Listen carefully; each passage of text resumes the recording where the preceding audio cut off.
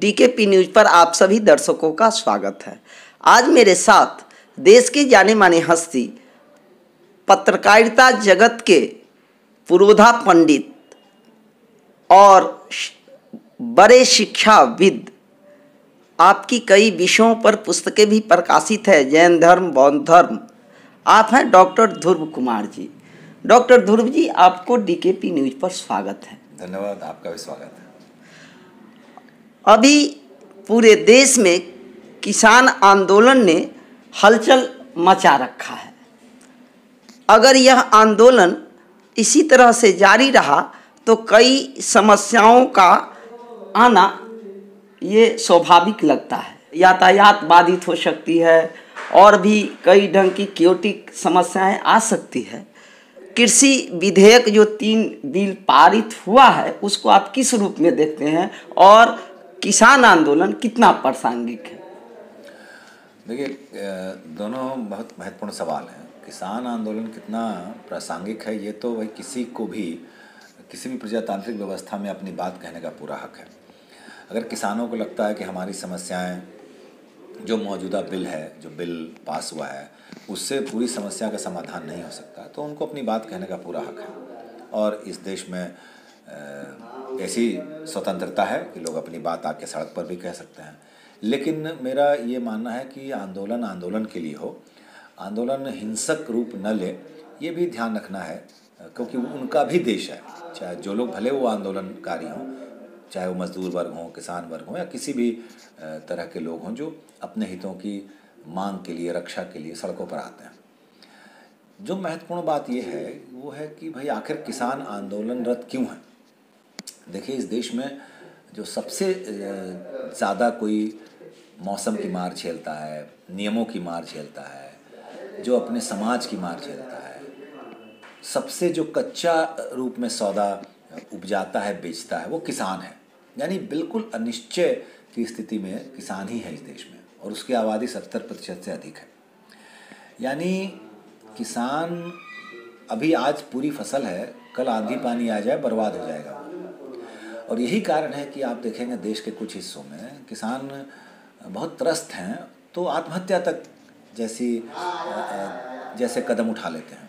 इसका मतलब है कि हर तरफ से वो निराश हो जाते हैं, हर तरफ से लगता है कि अब कहीं कोई उनका देखने वाला नहीं है, सुनने वाला नहीं है। तो इस लिहाज से अगर भारत सरकार ने 3 बिल पास कराए हैं जिनका वो दावा है कि भाई ये किसानों की किस्मत बदलने वाला बिल है, तो अगर उसको किसान देख रहे हैं और किसान अगर ये तय कर रहे हैं कि ये हमारे लिए कितना फलकारी है, कितना कम सुविधा देने वाला है, तो उनको उनकी स्वतंत्रता है, वो करना चाहिए, करना ही चाहिए। और भारत सरकार को भी उनके साथ सहानुभूतिपूर्वक विचार करना चाहिए। और जैसे कि जानकारी है, 5वें दौर की वार्ता आज होगी, तो बिल्कुल उन मुद्दों पर जिन पर उनका ध्यान आकृष्ट कराया जा रहा है सरकार का कि आप ये कमियां दूर करें, ये चीज़ें हमको इसमें और दें, तो उस पर बात होनी चाहिए। मुझे लगता है कोई इसमें गलत नहीं है। जो गलत बात है, जिससे मुझे लगता है आप भी सहमत नहीं होंगे और कोई नहीं सहमत होगा, कि किसानों के इस आंदोलन को कोई दूसरा हाईजैक ना करे। वो तत्व जो भारत सरकार को स्थिर करने के लिए, या आप ही कह सकते हैं कि भाजपा नीति जो सरकार है केंद्र की, उसको टारगेट करने के लिए अगर कुछ ऐसे लोग इसमें शामिल होते हैं, तो ये दुर्भाग्यपूर्ण होगा देश के लिए। वरना हर किसी को अधिकार है संवैधानिक व्यवस्था में कि वो अपनी बात कह सकता है। तो किसान भी कह रहे हैं, कोई गलत नहीं है। सबसे बड़ी बात जो हमको लगता है, जो अगर वास्तव में देखा जाए, इस देश के जो छोटे किसान हैं, जो वास्तविक किसान हैं, वो 86% है। मात्र 15% किसान जो बड़े किसान हैं, वही सरकारी तमाम जो लाभ मिलते हैं उसके लाभुक हैं। और इसका प्रत्यक्ष प्रमाण एमएसपी है। अगर जो सरकारी आंकड़ा है उसको देखेंगे तो पूरे देश में उसका फायदा मात्र 6% किसान ही उठा रहे हैं। तो आखिर जब 94% किसान को लाभ ही नहीं मिलता है, तो उसके लिए इतना तूल देना किस दृष्टि से देखते हैं इस बात को?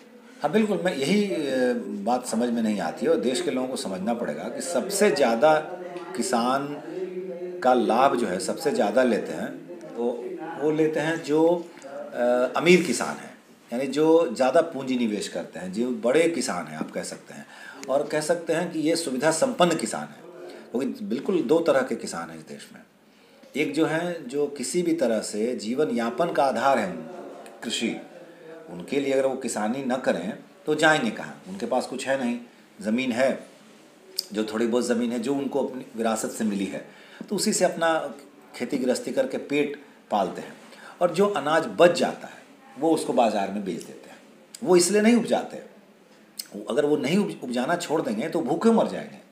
तो इसीलिए वो तमाम दुश्वारियों के बावजूद कृषि कर्म से जुड़े हुए हैं। ये एक समझने की ज़रूरत है। किसान ये हैं, मूल किसान ये हैं जो आपको प्रेमचंद के साहित्य में मिलेंगे। और वो वही किसान धीरे धीरे मजदूर हो जाते हैं और फिर धीरे धीरे बंधुआ मजदूर भी हो जाते हैं। स्थितियाँ और यही बात पीढ़ी दर पीढ़ी हाँ, स्थितियाँ बदली हैं। अब है कि वो उस तरह से मजदूर नहीं बनते हैं, लेकिन वो दूसरे तरह के मजदूर बन जाते हैं। उनको पता भी नहीं चलता कि कब उनकी ज़मीन हाथ से निकल गई, कब वो तरस गए बीज के लिए, खाद के लिए, और उनकी मदद करने वाला भी कोई नहीं। सामाजिक व्यवस्था में बहुत बदलाव हुए हैं। पहले गांव के संपन्न किसान मदद करते थे छोटे किसानों को, जिस कारण से मदद करते हो, सामाजिक व्यवस्था ऐसी थी। अब तो दूसरे को तो दूसरा देखना नहीं चाहता। यहाँ तक कि आप देखेंगे कि पहले भी थी, पारिवारिक संघर्ष भी थे, पटीदारी का संघर्ष था, लेकिन आज और ज़्यादा ये चीज़ें उभर के आई हैं। तो विषम परिस्थितियाँ किसानों के लिए।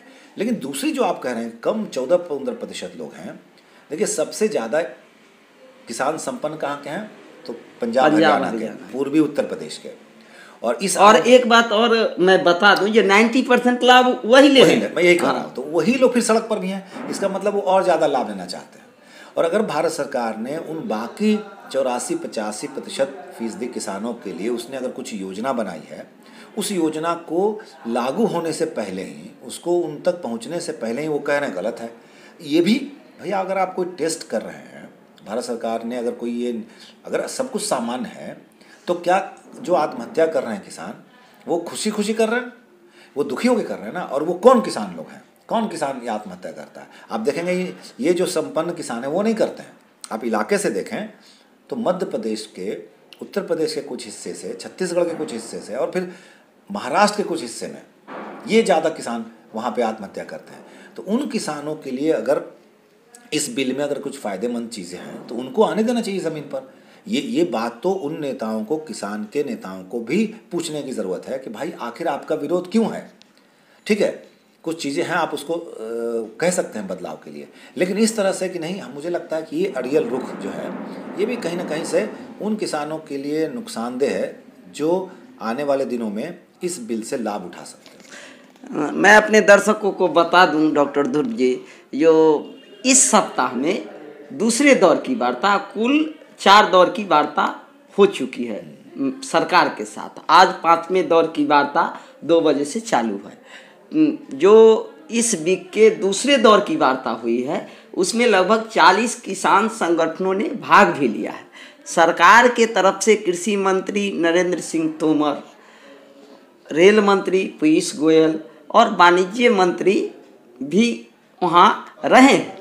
सरकार नरम रुख अख्तियार कर चुकी है और वो इस पर विचार भी करने को तैयार है। लेकिन किसान जो तीनों बिल को वापस लेने के लिए पूरे अड़े हुए हैं, अर्थात तीनों बिल को आप लगभग, मैं आशा करता हूँ, पढ़े होंगे, तो वो बिल क्या है और वो क्यों इतना अड़े हुए हैं जो तीनों बिल वापस हो। देखिए उनको ये मैं समीक्षात्मक टिप्पणी आपसे यही मैं कहना चाह रहा हूँ। ये ऐसी जिद जो है कि नहीं, हम तभी मानेंगे, हम तभी वार्ता के लिए भी आएंगे या तभी हम आगे बढ़ेंगे जब आप इस तीनों बिल को वापस लीजिए। ये वार्ता नहीं है, ये तो एक तरह से है कि भाई आप ये मान लीजिए वरना हम करते रहेंगे। हठधर्मी है। जैसे 7.5 घंटे की बातचीत जो 3 दिसंबर को हुई है, 7.5 घंटे मायने होते हैं। नटसेल में कहें, अगर हमारी मंशा ठीक है, आपकी मंशा ठीक है, तो वो जो 7.5 घंटों का जद्दोजहद चला वो कम समय में भी उसके रिजल्ट आ सकते थे, लेकिन कोई रिजल्ट नहीं आया फ्रूटफुल। जो विज्ञान भवन दिल्ली में वार्ता हुई, मैं कहना चाह रहा हूँ सुमन जी कि देखिए, सरकार अगर बिल लाई है तो सोच समझ के बिल लाई है। वो किसानों को सुविधा देना चाहती है क्योंकि स्थितियाँ बहुत अनुकूल नहीं है। लेकिन अगर हम जिद पे अड़ जाए कि नहीं ये बिल वापस ही ले लीजिए, इसका मतलब आप चाहते हैं यथास्थिति बनी रहे, ये समझने की ज़रूरत है। यानी आप चाहते हैं यथास्थिति बनी रहे, यानी जो किसान दुखी हैं, जो किसान संघर्ष कर रहे हैं, जो किसान ज़मीन बेचने को विवश है, जो किसान किसानी छोड़ने को विवश है, वो बना रहे। इसका मतलब यही चाहते हैं। जो दूसरी बात कि जो किसान संगठन के लोग हैं वो उसमें क्या ऐसा नहीं है कि चार, अगर आप जो किसान सही मानते होंगे संगठन कि इस भारत सरकार सही कर रही है, वो भी विवश होंगे कि नहीं अगर हम ऐसा करेंगे तो हो सकता है हमको मान लिया जाएगा कि हम सरकार के पिछलग्गू हो गए। आंदोलन के लिए आंदोलन नहीं होना चाहिए, मैं ये कह रहा हूँ। अगर हित है किसानों का, क्योंकि ये 40 संगठन जो है क्या पूरे देश के किसानों को या क्या उस इलाके के जिसकी मैं चर्चा कर रहा हूँ बार बार, जहाँ आत्महत्या की दरें अधिक है, जहाँ किसान बराबर आत्महत्या करते हैं, जहाँ किसान सचमुच दुखी है, वो चाह के भी अपनी स्थिति सरकार के बिना मदद के नहीं ले सकते। बैंक मदद करती है लेकिन बैंक का ऋण नहीं चुका पाते, इसलिए वो सुसाइड कर लेते हैं। तो ये ऐसी स्थिति में अगर उन किसानों के लाभ के लिए सरकार में बिल में प्रावधान है तो उनको फ्लोर पर ज़मीन पर आने देने में इन किसान संगठनों को या ये जो लोग हैं जो सरकार को चाहते हैं झुकाएं, सिर्फ झुकाना उद्देश्य नहीं होना चाहिए। कोई भी आप जाते हैं वार्ता पटल पे तो आप खुल के बात करिए। कुछ बातें हो सकता है, मैं ऐसा नहीं मानता, हो सकता है मैं गलत हूँ कि बिल की सारी बातें गलत हैं, मैं ऐसा नहीं मानता। हाँ, हो सकता है कुछ किसानों के लिए उतने हितकारी नहीं होंगे जितना किसान हितकारी बनाना चाहते हैं, इसलिए उनकी जिद है तो ठीक है। लेकिन अगर ये जिद है कि नहीं आप बिल वापस ही लीजिए तीनों, उसके बाद बात करेंगे, तो मुझे लगता है कि ये गलत है और ये देश के अच्छे संकेत नहीं है। एक जो मूल्यवान बात हमारे समझ में आ रही है, आप अपने स्तर से बताएं, जो सरकार जब ये बिल लाना चाह रही थी और कृषकों के हित के लिए लाना चाह रही थी और नरेंद्र मोदी जी का इतना अच्छा परफॉर्मेंस रहा है, तो आखिर कृषकों को उसमें शामिल करने की आवश्यकता इन्होंने क्यों नहीं समझी? नहीं, देखिए ऐसा है कि कृषकों से आपका तात्पर्य क्या है ना, है कि भारत सरकार का अपना नेटवर्क है, भारत सरकार का अपना मंत्रालय है, भारत सरकार के अपने सलाहकार हैं, कृषि सलाहकार होंगे, कृषि वैज्ञानिक होंगे, सब उनके अंडर में ही है। कोई भी जब कानून बनता है तो हाँ, आप ये कह सकते हैं कि इस कानून को बनाने के पहले जैसे बाकी महत्वपूर्ण, जैसे शिक्षा नीति की हम बात करें तो उसको फ्लोर पे दिया गया, लोगों से सुझाव मांगे गए, इसमें भी इसकी दरकार थी, ज़रूरत है। लेकिन अब मैं फिर कह रहा हूँ, देखिए अगर ऐसा नहीं होता, अगर कुछ खास किस्म के किसान ही वर्तमान नीतियों का लाभ नहीं ले पा रहे होते तो आप देखेंगे कि कृषि फार्म जो चलाते हैं, जो खरीदते हैं, जो बनाते हैं, कौन लोग हैं? क्या छोटे किसान हैं? क्या इस फार्म से, इस बिल से कृषि फार्म चलाने वालों को फ़ायदा है कि आम किसानों को फ़ायदा है? भारत सरकार के इस बिल में किसकी बात की गई है? इन कृषि फार्मों वालों की, जो फूलगोभी भी छत पे उगा लेते हैं, जो अपने पैसों, एक नंबर पैसा बनाने के लिए, 2 नंबर के पैसों को 1 नंबर पैसा बनाने के लिए किसानी सोकॉल्ड किसान हो जाते हैं, माने किसानी का चोला ओढ़ लेते हैं, लेकिन वास्तविकता हाँ, उसके अंदर में वो दूसरा काम। ऐसे लोगों का भला इस बिल से नहीं होने वाला है। इसलिए मुझे लगता है कि ऐसे लोग मौन समर्थन भी चाहते हैं, दे रहे हैं कि भाई ये किसी भी तरह से बिल वापस हो जाए, क्योंकि वो उस दौर में भी, देखिए आज जिस कॉन्ट्रैक्ट फार्मिंग की बात कर रहे हैं, ये जो कृषि फार्म हाउस चलाते हैं वो क्या कराते हैं? वो भी तो यही कराते हैं, कॉन्ट्रैक्ट फार्मिंग कराते हैं। अभी संख्या 10, 20, 100, 50 की थी, अब भारत सरकार ने बिल लाया है, इसमें अब ओपन हो जाएगा, कोई भी कोऑपरेटिव सिस्टम से भी आप कॉन्ट्रैक्ट फार्मिंग कर सकते हैं। अगर मुझे लगता है कि मेरे अंदर एक क्षमता है और जिस तरह से मैं कोऑपरेटिव कृषि कर्म को करता हूँ, मैं कॉन्ट्रैक्ट फार्मिंग भी, उसका दूसरा रूप है कॉन्ट्रैक्ट फार्मिंग, उसमें एक व्यक्ति पूंजी निवेश करेगा, इसमें मिलकर सामूहिक नहीं, लेकिन इसको समझना पड़ेगा हमको भी, आपको भी। उस कॉन्ट्रैक्ट फार्मिंग को मैंने फुल स्टडी किया है। इसमें है क्या, जो उसका जो रेट तय करेंगे वो कॉन्ट्रैक्टर करेंगे, माने बड़े बड़े पूंजीपति वर्ग करेंगे, और उसका मामला का जो निपटारा होगा वो एसडीएम कोर्ट में होगा। किसान इस बात से हतोत्साहित हैं जो हमें आगे जाने की छूट नहीं है, और मोस्ट प्रोबेबली संभावना है जो एसडीएम को किसान खुश नहीं कर सकते, लेकिन बड़े बड़े उद्योगपति व्यापारी उनको खुश करके और अपने फेवर में फैसला ले सकते हैं। तो इसलिए भी कॉन्ट्रैक्ट फार्मिंग से काफ़ी हतोत्साह है या हताहत है। ठीक है, क्या अभी इस देश में कॉन्ट्रैक्ट फार्मिंग नहीं होती? क्या आप देखेंगे जहाँ भी, भले कृषि उपज के कारण नहीं होती हो, लेकिन जितने आप देखेंगे कि बाग हैं फलों के, जहाँ आप अपने बिहार में भी आप चले जाएं, लीची के हर पेड़ सीजन से पहले बिक जाता है। ये वो जानता है कि हो सकता है इस बार कृषि जो है, फल जो है लीची का बहुत बढ़िया होगा नहीं होगा वो भी जानता है, खरीदने वाला भी जानता है, जो ठेके पे ले रहा है पेड़, और वो किसान भी जानता है, लेकिन वो लेता है और वो देता है।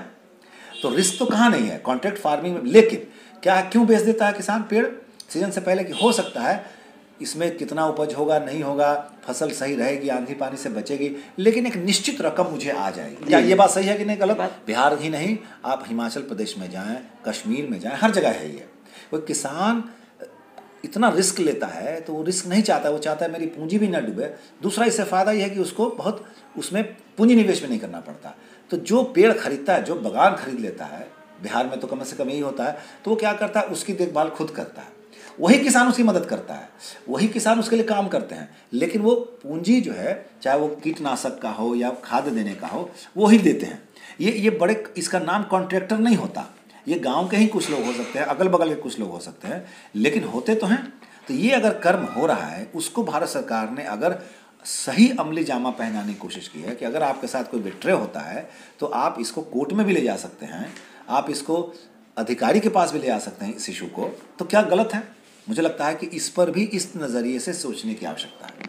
लेकिन एक जो गंभीर बात हमको लगता है और मूल्यवान बात भी लगता है, महेंद्र सिंह टिकैत के बेटे राकेश टिकैत, दुनिया जानती है जो महेंद्र सिंह टिकैत किसान के बहुत बड़े नेता रहे हैं, किसान आंदोलन को उन्होंने सफल भी बनाया। उन्होंने एक बहुत अच्छा एमएसपी के चलते सुझाव दिया है, जो सरकार अगर ये जो तय करती है रेट, तो सरकार ही क्यों तय करे? कोई भी आदमी यदि कृषक से ले तो उसी रेट पर वो लेने के लिए बाध्य रहे, क्योंकि वो रेट ऐसा नहीं है जो वो बहुत ज़्यादा तय है। मान लीजिए 9 रुपये लागत है तो 10 रुपये 12 रुपये यही तय होता है। और इसके साथ साथ उनका जो एक बात कहना है, जो विक्रेता है उसका भी रेट सरकार तय कर दे। जो आप अगर किसान को 9 रुपये लागत है तो 10 रुपये मिलेगा, तो आपको ज़्यादा से ज़्यादा 1 नहीं 2 रुपये आप लीजिएगा। ऐसा नहीं है जो 6 महीना मेहनत किया और सारा खून पसीना लगाया तो उसको लाभ मामूली प्रति केजी 1 रुपये मिले और आपको जो लाभ 30 और 40 रुपये मिले। मैं समझता हूँ यह जो उनका सुझाव है यह बहुत स्वागत योग्य है, और इससे बाजार पर भी नियंत्रण हो जाएगा, काला बाजारी पर भी नियंत्रण होगा। तो एक तरफ किसान का जिस ढंग से रेट फिक्सेशन सरकार कर रही है, तो आखिर पूंजीपतियों का भी रेट फिक्सेशन हो, जो आप इतना में लेंगे तो इतना ही मुनाफा पर बेचेंगे, तो इसमें क्या आपत्ति है सरकार को? क्यों नहीं ये माने लाभ? और इसमें व्यापक पैमाने पर 1.25 करोड़ लोगों को लाभ मिलेगा, सिर्फ कृषकों को इसका लाभ नहीं मिलेगा। नहीं, देखिए मुझे लगता है सुमन जी, इसको समझने की ज़रूरत है। अभी भी एमएसपी लागू है, हर चीज़ हर साल तय होता है कि भाई इससे आप मिनिमम रेट पे नहीं खरीदेंगे। ये रेट सरकारी दर के लिए है इसका। लेकिन जो मूल समस्या है, मुझे लगता है कि इसके बजाय आप कह रहे हैं कि किसान ही तय करे एमएसपी। नहीं, मैं ये नहीं कहा, सरकार ही तय कर देवे एक नॉमिनल, और ये तय जो वो खुद देती है सिर्फ वो ओपन कर दे, जो कोई भी आदमी लेगा तो इतना से कम में किसान का फसल को नहीं आप ले सकते हैं। जी बिल्कुल है, से भी लाभ मिल जाएगा किसान को व्यापक पैमाने पर, और उन्हें भी तय करे जो आप कितना तक में बेचेंगे। सुमन जी ये है जी, लेकिन इसकी गारंटी नहीं है, समझना यही है। बिल में जो सुधार की गुंजाइश है वो है कि इस कम दर या जो भी एमएसपी है उससे कम दर पर कोई ना खरीदे ना, ये नहीं है, सिर्फ सरकार नहीं खरीदे। तो मैं कह रहा हूँ कि यही बात इसको जुड़वाने की जरूरत है जी, कोई भी नहीं इससे कम में ले, और अगर लेता है तो अपराध है। अभी क्या होता है, अभी भी तो यही हो रहा है कि आप एमएसपी तय कर देते हैं, सरकार उस दर पे लेती है उस रेट पे, लेकिन बाजार ओपन है कि उससे कम में भी खरीद सकता है। जैसे कि ये धान उदाहरण है, 1860 रुपये केजी है, 1000 रुपये में किसान अभी बेच रहे हैं। लेकिन मुझे लगता है कि किसानों की समस्या का समाधान इससे भी नहीं होगा। मेरी अपनी सोच है। क्यों? देखिए बात समझिए, आप 1880 मान लिया, अभी आप रेट कर दिया, आप 2000 कर दीजिए रेट, लेकिन आप 2000 की आप देखिए कोई भी चीज़ों की ग्रेड होती है, फसल भी एक ही फसल, आप ही लीची, आप हम लोग बिहार में रहते हैं, क्या हम लोग नंबर 1 जो लीची का ग्रेड है वो हम जी। उसके स्वाद में, उसके क्वालिटी में, और जो 2 नंबर 3 नंबर के होते हैं उसमें बहुत अंतर होता है। और इतना ही नहीं, वैरी करता हाँ, है एक मूल्यवान बात है जो वो प्लेस टू प्लेस भी वैरी करता है। मान जाइए नॉर्थ बिहार पानी से पट जाता है तो वो साउथ बिहार सूखा से पट जाता है। मैं यही कह रहा हूँ। तो अब आप सोचिए कि इस चीज़ पर आप अगर मान लें 2000 आपने रेट फिक्स कर दिया, हो सकता है कि 2000 पे उस रेट की क्वालिटी नहीं हो, तो कैसे कोई खरीदेगा? सरकार तो खरीद लेगी, कल्याणकारी सरकार है तो वो तो खरीद लेगी, इसलिए कि उसको मतलब नहीं है उसका। लेकिन जो प्राइवेट पूंजी लगाएगा, क्या दूसरे किसान भी खरीदेंगे? क्या दूसरे व्यापारी भी, जो किसान व्यापारी हैं, किसान भी व्यापारी हैं, ऐसा नहीं है कि सिर्फ किसान किसान करते हैं, कुछ ऐसे लोग हैं जो किसान भी अपने से मंडी ले जाते हैं, कुछ नहीं, मैक्सिमम जो आंदोलनरत किसान है वो वही लोग हैं। हजारों क्षेत्र के किसान का वो फसल खरीद लेते हैं और एमएसपी पर उनका सेटिंग है, बेच लेते हैं। आम किसान कहाँ जाते हैं बेचने? तब ना परसेंट 100% है पूरे देश का एमएसपी लाभुकों का। मैं यही कह रहा हूँ, अभी क्या इन किसानों की चिंता ये है कि अब दूसरे उद्योगपति व्यापारी भी आएंगे। हाँ, इंट्रांस हो जाएगा तो हमारी दुकान बंद हो जाएगी। मैं फिर कह रहा हूँ, इसलिए मैं कह रहा हूँ गौर करें, सर्वे करें कि कहाँ के किसान ज़्यादा आंदोलनकारी हैं। क्या जो हमारे बिहार के जो सुदूर इलाके के किसान हैं, क्या उस आंदोलन में हैं? उनकी भागीदारी कितनी प्रतिशत है? और कोई फर्क भी नहीं देखने को मिलता। हमारे वो किसान दिल्ली जाके वापस आने की आर्थिक स्थिति में नहीं है कि हम जाएं खुद से। अभी ट्रेन कम चल रही है या ट्रेन का भाड़ा बढ़ गया है, तो गरीब रथ से जाने वाले लोग हैं, वो राजधानी से नहीं जाएंगे। तो ये समझने की ज़रूरत है कि इस आंदोलन में आंदोलन करने वाले लोग या इसके पीछे लोग कौन हैं। मैं फिर कह रहा हूँ, देखिए ये अब ओपन जब हो जाएगा तो कोई भी आएगा तो उनका कंपटीशन बढ़ेगा। और वो निश्चित है कि अगर मान ली मेरी अनाज जो है, मेरा अनाज अगर 10 रुपये किलो कोई नहीं खरीद रहा है तो, और अगर कोई 10 ग्राहक है तो, लेकिन अगर 20 ग्राहक हो जाए, 100 ग्राहक हो जाए, तो हो सकता है किसी को लगा कि चलो भाई हम 10 में खरीदेंगे, 11 में बेच लेंगे, 12 में बेच लेंगे। लेकिन अभी जो 2 ही ग्राहक हैं वो तो कह रहे हैं मैं 10 में खरीदूंगा, बेचूंगा 20 में। लेकिन मूल जो समस्या देश को हमको लग रही है, जो सबसे बड़ी समस्या महंगाई और कालाबाजारी को नियंत्रित करना है, और वो सीधा कृषि से उसका संबंध है। तो एक जो छोटी सी बात है जिसको आम से आम आदमी और कमज़ोर से कमज़ोर ज्ञान वाला आदमी भी समझ सकता है, जो सरकार यदि वास्तव में कालाबाजारी और महंगाई को नियंत्रण करना चाहती है, उसकी मंशा भी होनी चाहिए, क्योंकि 1.25 करोड़ जनसंख्या का सवाल है, लाभुक हैं उसके, तो वो जो व्यापारी हैं उसके लिए वो रेट तय करने में क्यों डर रही है? क्या उसको भय है? मुझे लगता है कि इस मुद्दे पर बेवजह बहस करके, देखिए आप, कभी ये कानून नहीं भी था तब भी अनाज की, अगर आप देखें ना, सब्जियों को लोग खेत में छोड़ देते हैं, रौंदवा देते हैं, उसी को जोत देते हैं, क्योंकि जानते हैं कि इसको तोड़ के जितने मार्केट मंडी में ले जाएंगे वो मिलेगा नहीं। तो मैं कह रहा हूँ, देखिए किसानों की समस्या का समाधान अधिक से अधिक मैं कह रहा हूँ, जो जहाँ से क्रय कर सके, बाजार देने की ज़रूरत है उनको। क्यों आप नहीं ले जाना चाहते मंडी? उनको मंडी में बेचते हैं किसान, मंडी में ले जाकर नहीं बेचते हैं। नहीं, मेरा प्रश्न वो नहीं है। नहीं, मैं जो पूछना चाह रहा हूँ, मेरा जो दर्द है, किसान को कहाँ अफसोस और अखर होता है, इसको समझने की जरूरत। मान जाइए हम 5 से 10 रुपये में आलू बेचे, मैं बेच दिया, मेरे घर में शादी ब्याह प्रयोजन या हम ही को लाना पड़े पुनः, तो उसी आलू को वो 40 रुपये में खरीदता है, तब उसका कलेजा फटता है, हृदय फटता है। इसको संवेदित होकर सोचने की जरूरत है। तो वहाँ उसको अखरता है, जो आखिर अगर वो फिक्स रेट रहता तो हम भी उसके शिकार न होते। मान जाइए हमको 50,000 सैलरी है तो हमको फर्क नहीं पड़ेगा, लेकिन उस किसान को जो 10-5 रुपये में बेचा जिस आलू और प्याज को, और 40-50 रुपये में खरीद रहा है, तो क्या उसका दर्द नहीं होगा? कलेजा फटता होगा उस वक्त, जो आखिर सरकार को उस पर नियंत्रण रखना चाहिए। बिल्कुल, मैं यही कह रहा हूँ, इस पर क्यों नहीं देश सोच रहा है? मैं यही कह रहा हूँ, अगर बुद्धिजीवी कहे, मैं आपको उदाहरण बताता हूँ, अगर वो क्या करेगा, अगर उसके पास कोल्ड स्टोरेज है बनाने की क्षमता, तो कोल्ड स्टोरेज में रखेगा। नहीं है, मान ले किसान, हर किसान कोल्ड स्टोरेज नहीं बना सकता, तो सरकार को ये सुविधा देनी होगी कोल्ड स्टोरेज रखे, ताकि वो अनाज, वो जो फसल है, आलू है, प्याज है, उसको वहाँ रखे। प्याज रखने के लिए भी व्यवस्था करनी पड़ती है, करते हैं लोग, संपन्न किसान करते हैं, ऐसा नहीं कि नहीं करते। हम लोग बचपन से देख रहे हैं, सदियों से होता है कि प्याज को चलनी पर रख दिया जाता है घर में, कई ऐसे कमरे होते हैं, और क्या करते हैं, सीजन में उसको हम बेचते हैं, नहीं तो खुद खाते हैं। तो सरकार को चाहिए कि कोल्ड स्टोरेज बनाए।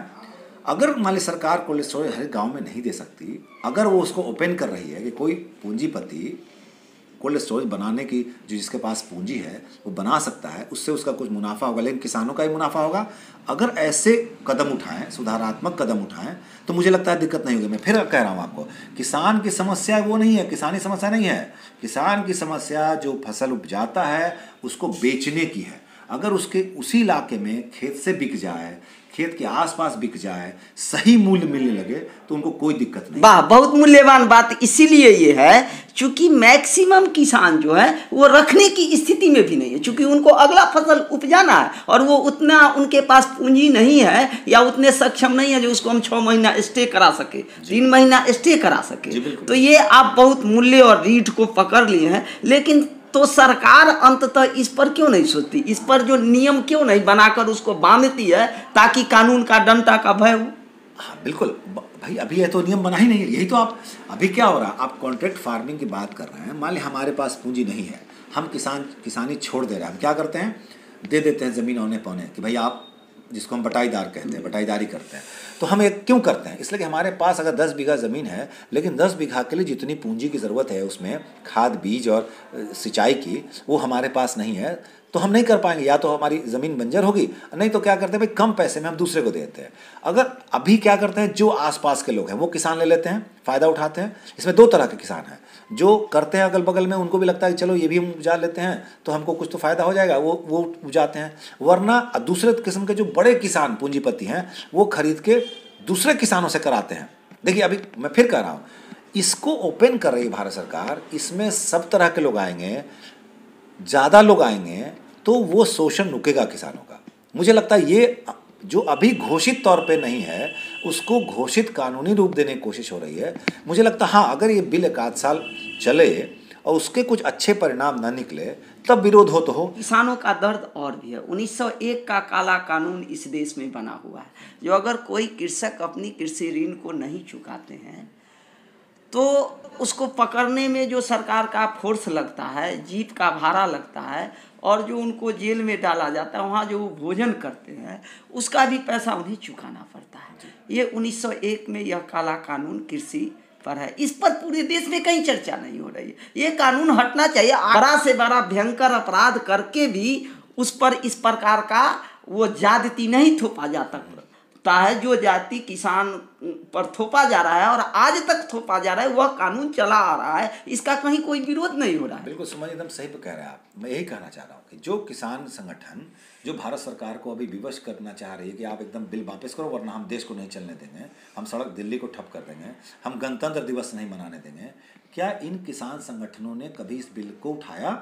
बताएं कि 70 साल देश की आज़ादी के बाद अब तक कितनी बार भारत सरकार को उन्होंने इस कानून को ख़त्म करने के लिए, बदलने के लिए, वापस लेने के लिए ज्ञापन भी दिया हो। छोड़ दीजिए आंदोलन की बात। यही पता चलता है, इससे पता चलता है कि उनकी सोच और उनका एक्शन क्या है, वो क्या करना चाहते हैं, क्या लेना चाहते हैं। आप इतनी मतलब इस काले कानून का विरोध तक नहीं कर पाते, कोई किसी प्लेटफॉर्म से आवाज़ तक नहीं उठाते, तब भी अगर आप किसानों के हित की बात करते हैं तो मुझे लगता है कि ऐसे नेतागिरी करने का क्या लाभ है, या ऐसे संगठन चलाने से क्या लाभ? और एक चीज और मैं आप ही की बात को जोड़ना चाहता हूँ, 54 वर्षों तक कांग्रेस ने इस देश पर शासन किया, लाभकारी योजना को ला दी। यही इस देश का दुर्भाग्य। देखिए अभी विपक्ष की भूमिका सिर्फ ये हो गई है इस देश में कि हमको विरोध करना है सत्ताधारी दल का, बिना ये जाने हुए कि ये चीज़ का क्या है, इसका असर कितना होगा, कितना लाभकारी है। अगर मान लीजिए इस बिल में कुछ सही बातें हैं तो किसान को, कांग्रेस को आके किसानों को समझाना चाहिए कि नहीं भाई ये ठीक है, ये गड़बड़ है और हम इसका विरोध करते हैं, बाकी ये चीज़ें ठीक है। कांग्रेस के लोग इसलिए ऐसा नहीं बोल सकते कि वो अगर जैसे ही बोलेंगे तो ये भारत सरकार का या केंद्र सरकार का समर्थन होगा, और ये उनके नहीं। यहाँ तो उचित अनुचित का सवाल है। यहाँ देश की 70% आबादी अन्नदाता जो 125 करोड़ के भोजन दाता है, यदि वो छोड़ दे कृषि तो बिलबिला कर लोग मर जाएंगे, वो सड़क पर है। यह तो दर्दनाक स्थिति है ना। ये बिल्कुल स्थिति मैं तो कह रहा हूँ, लेकिन ये इसका आकलन सही ढंग से करने की विपक्ष में कुवत नहीं है। विपक्ष इस बात को क्यों, तो विपक्ष को क्या करना चाहिए इस स्थिति में? एक तो सबसे पहले अध्ययन करना चाहिए और ईमानदारी से। मैं कह रहा हूँ इस देश में सबसे जो बड़ी समस्या है वो ईमानदारी की। भ्रष्टाचार भी इसीलिए पनपता है कि हम ईमानदार नहीं है। अगर मुझे जो काम सौंपा गया है, आप देखिए कि किसानों की क्या शिकायत है। किसानों की भारत सरकार के किसी क्रय जो न्यूनतम मूल्य निर्धारित होता है उससे नहीं है, मिनिमम सपोर्ट प्राइस से नहीं है। उस मिनिमम सपोर्ट प्राइस पर नहीं खरीदते हैं लोग, ये शिकायत है। क्यों नहीं खरीदते हैं? वो कोई भेदभाव कर देते हैं, बहाना कर देते हैं। वो बेचारा जितना खर्च लेके मंडी में आया है अनाज, उसको अगर वापस ले जाएगा तो उसको तो घर से देने पड़ेंगे, गांठ से देने पड़ेंगे पैसे। तो क्या करता है, औने पौने बेच के किसी से बिचौलिए से चला जाता है। ये स्थिति कौन उत्पन्न करता है? वो अधिकारी जो उस फसल को नहीं खरीदता है, लौटा देता है, यानी ईमानदारी बरतता है। वो ठीक है, मान लीजिए अगर ए ग्रेड का नहीं है, वो बी ग्रेड का है, बी ग्रेड का रेट पे खरीदो, वो एकदम खरीदना ही नहीं चाहता, वापस कर देता, मेरे को जगह नहीं। और आपकी पुष्टि इस बात से भी होती है, यही कारण है जो एमएसपी पर मात्र 6% किसान टर्न अप होते हैं। वो 6% किसान नहीं टर्न अप होते हैं, वो 6% किसान के आर में बहुत बड़े बड़े व्यापारी टर्न अप होते हैं। इसको भी यह एक रिसर्च का विषय है। बिल्कुल, वो क्या करते हैं, छोटे किसानों से अनाज खरीद कर वो जाते हैं क्रय केंद्र पे, और उसके बाद और उनका सेटिंग भी होता है। जी बिल्कुल, हाँ, आंतरिक सेटिंग रहता है। और वो खरीदते हैं। वो मतलब मूल किसानों से नहीं खरीदते, वो खरीदते हैं उस तरह के किसानों के व्यापारियों से, और फोन पर ही खरीदा जाता है, यह भी है। लेकिन किसान 4 दिन तक वो लाइन में पड़ा रहेगा। एकदम इस बात को किसानों को समझना है कि देखिए उनके लाभ और उनके हित किस में है। अगर वो नहीं समझेंगे, तब भी अगर वो इसी तरह के आंदोलन के पीछे जाते रहेंगे, तो मुझे लगता है उनका भला नहीं। और एक चीज और है, 1979-80 में जहाँ तक मुझे याद है, जो उसमें आपको ज़्यादा याद होगा, चौधरी चरण सिंह बहुत बड़े किसान नेता और प्रधानमंत्री बने थे। तो यह भी देश का दुर्भाग्य रहा है, जो जब वही किसान नेता खुद पोस्ट पर चले जाते हैं, प्रधानमंत्री जैसे पोस्ट पर, तो वो किसान के लिए ऐसा कुछ नहीं सोचते हैं। इसके पीछे क्या लगता है आपको? देखिए, फिर वही बात है कि वो जिस बात को लेके आगे बढ़े हैं, मैं यही तो कह रहा हूँ, इस देश का दुर्भाग्य है कि सही चीज़ें नहीं आती। अगर मान लिए उनको अवसर मिला, तो उन्होंने अगर ऐसे नियम बनाए होते तो आज ये समस्या नहीं होती।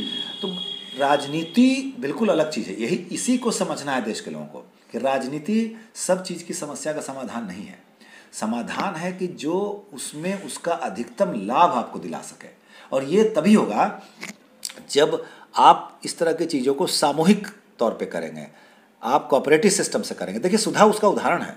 बिहार में पशुपालकों की कोई समस्या नहीं है, या जिन इलाके में आप देखेंगे डेयरी है, वहाँ उनको एक रेट, फिक्स रेट, हालांकि ठीक है वो 50 रुपए किलो दूध बिकता है बाजार में। आपने एक ऐसा प्लेटफॉर्म दिया, मैं यही मार्केट दिया, जो गांव का चीज पटना सीधे पहुंच जा रहा है। इस कृषि बिल में अगर ये मार्केट इस तरह की देने की बात है, अगर 10 और इस तरह की सुधा की तरह डेयरी प्राइवेट सेक्टर से भी अगर लेके आने की बात है, तो क्या बुरा है? आने देना चाहिए। आप देखिए इसका प्रयोग, और इसका देखिए मैं फ़ायदा बताता हूँ। आप भी गांव से जुड़े हैं, मैं भी गांव जाता रहता हूँ। देखिए, आप देखेंगे कि इस डेयरी के लोगों ने युवाओं को एक अवसर दिया है, और आप मानिए कि आपको हर ज़िले के हर प्रखंड में, हर सब डिवीज़न में कुछ ऐसे लोकल डेयरी फार्म चलाने वाले भी लोग मिलेंगे, जो सामूहिक तौर पर कई लोगों के दूध इकट्ठा करके आप ही से बेच लेते हैं। नहीं, और इकट्ठा करके उसका दही, मिठाई और इस तरह के मिष्ठान बना के शादी ब्याह में सप्लाई करते हैं। उनकी बहुत डिमांड है, क्योंकि वो गुणवत्तापूर्ण होती है। बाजार में जो आप खरीदते हैं मिठाई, उससे अधिक मिठाई होती है, उससे अच्छा दूध होता है, अच्छा दही है।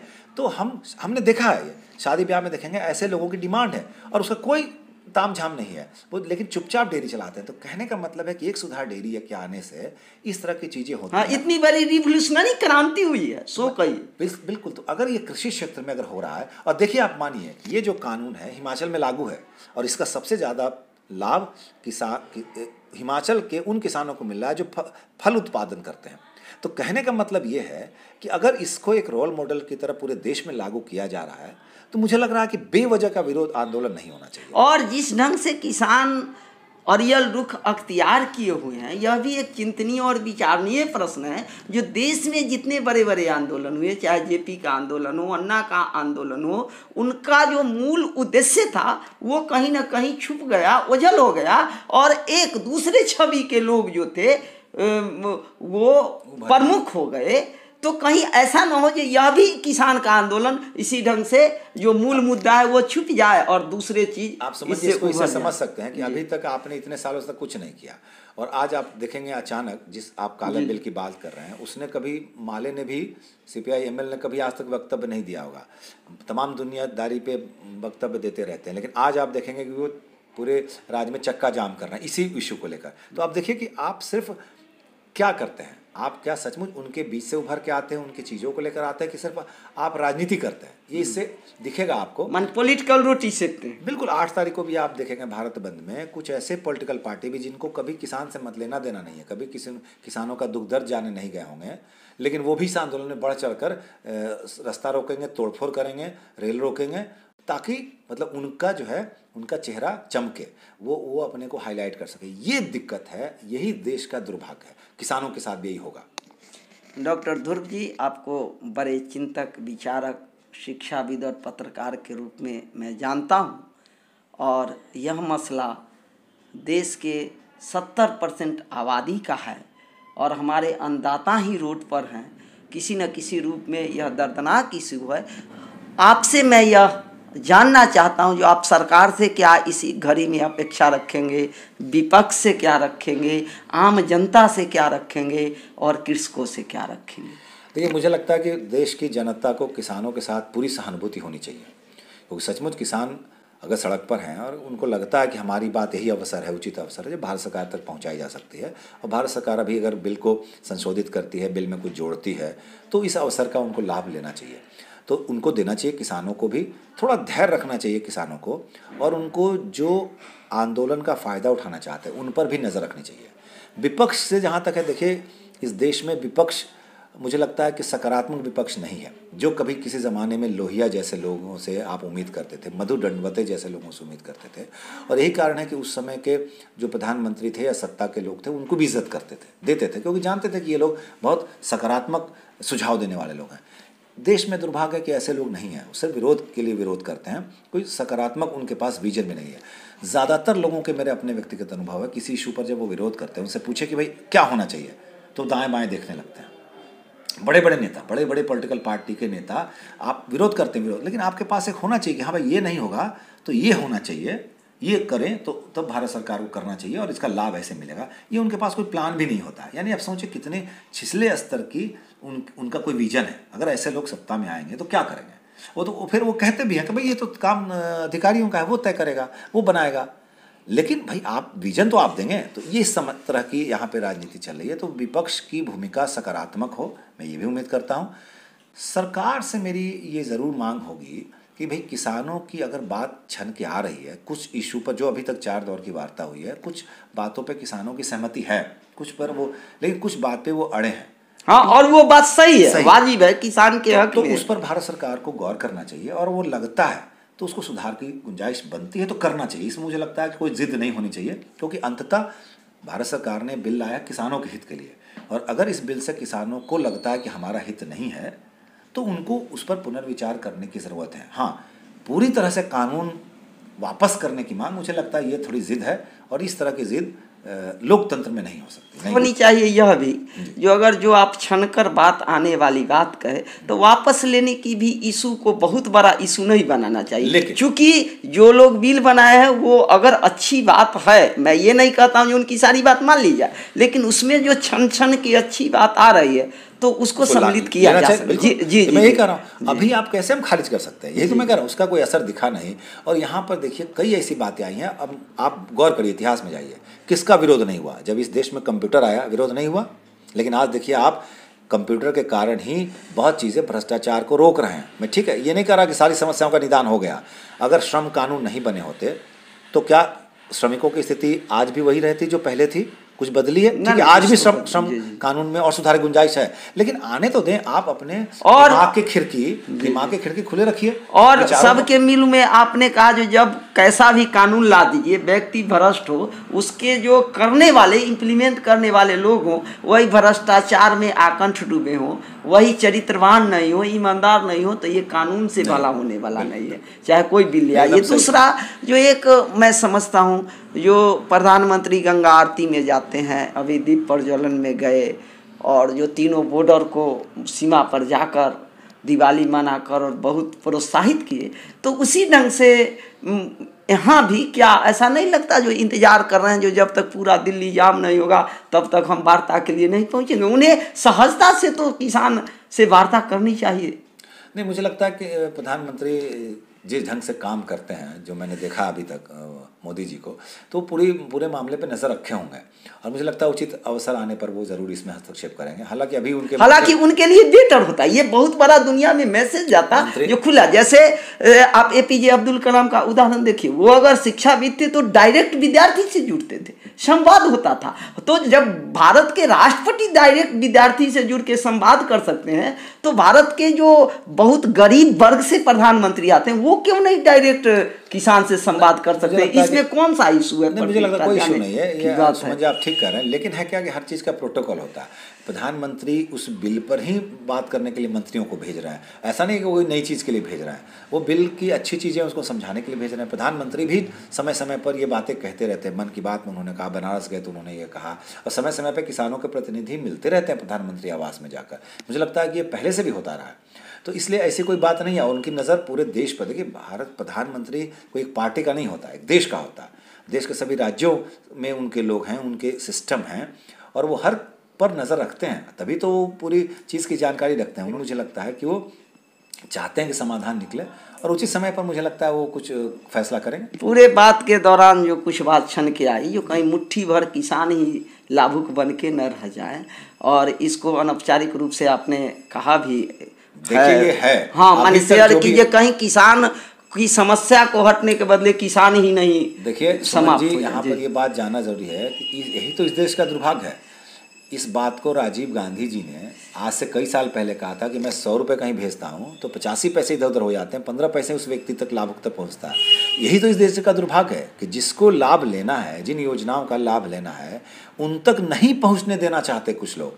ऐसा नहीं कि सरकार देना चाहती है, देती भी है, सरकार से पैसे भी निकलते हैं खजाने से, लेकिन वो कहाँ चला जाता है ये जांच का विषय है। ऐसे लोगों को दंडित करने की ज़रूरत है। और अगर आजकल जो टेक्निक का लाभ सीधे अकाउंट में जा रहे हैं किसानों के, जो उनके खाते में जा रहे हैं, ये एक बड़ा जरिया है और इससे बहुत कुछ नियंत्रित हुआ है, लेकिन इसको भी लोग अमली जामा नहीं पहुंचाने देना चाहते। उनको लगता है कि नहीं ये गलत है, वो ये कहते नहीं वो पढ़े लिखे नहीं है, वो बैंक कैसे जाएंगे, वो कैसे खाता ऑपरेट करेंगे। लेकिन देखिए इसका लाभ मिलता है, सीधे खाते में आते हैं। अभी हम लोगों ने कोरोना पीरियड में देखा है कि सीधे खाते में आए 1000 रुपये। अगर ये बिचौलियों से आप बंटवाते, किसी भी साधन से, आप इसमें बुरा नहीं माने, चाहे सीओ से बंटवाएं, बीडीओ से बनवाएं, एसडीओ से बनवाएं, हर किसी में भ्रष्टाचार होता है। चाहे मिल का मजदूर भी पैसा लेता है तो मुंशी रखता था, चाहे 2000 रुपया जो 3 महीने पर आता है कृषक के यहाँ, सीधे अकाउंट में आता है। सामाजिक सुरक्षा जो लाभ पेंशन है उसमें भी सीधे अकाउंट में जाता है, इसका लाभ मिलता है। तो ऐसे अगर क्रांतिकारी सुधारवादी कदम भारत सरकार ने उठाए हैं हाल के वर्षों में, तो मुझे लगता है ये भी कृषि बिल के माध्यम से भी उन्होंने कुछ ऐसे देने की कोशिश की है। देखना यह है कितना असरकारी है और उसको लेने वाले लोग कितना बढ़िया से या कितना लेते हैं, कितना वापस करते हैं। डॉक्टर ध्रुव जी, मैं आशा रखता हूँ सरकार से भी और देश के प्रधानमंत्री नरेंद्र मोदी से भी, ये निश्चय ही देश दुनिया में आपकी आवाज़, हमारी आवाज़ जाती होगी, लोग देखेंगे सुनेंगे। और नरेंद्र मोदी से भी मैं आशा करता हूँ वो भी इस पर गंभीरता से अमल करेंगे, किसान भी अमल करेंगे। आपने बहुत मूल्यवान और गंभीर सुझाव दिए हैं, तो पूरा देश इस पर विचार करेंगे, ऐसी हम आशा करते हैं। आप DKP न्यूज़ पर आए, इसके लिए मैं द कोर और द हार्ट से बधाई सहित आभार प्रकट करता हूं। धन्यवाद। आप भी इन विषयों को लेकर समय समय पर देश में आते रहते हैं, इसके लिए आपको बहुत बहुत धन्यवाद।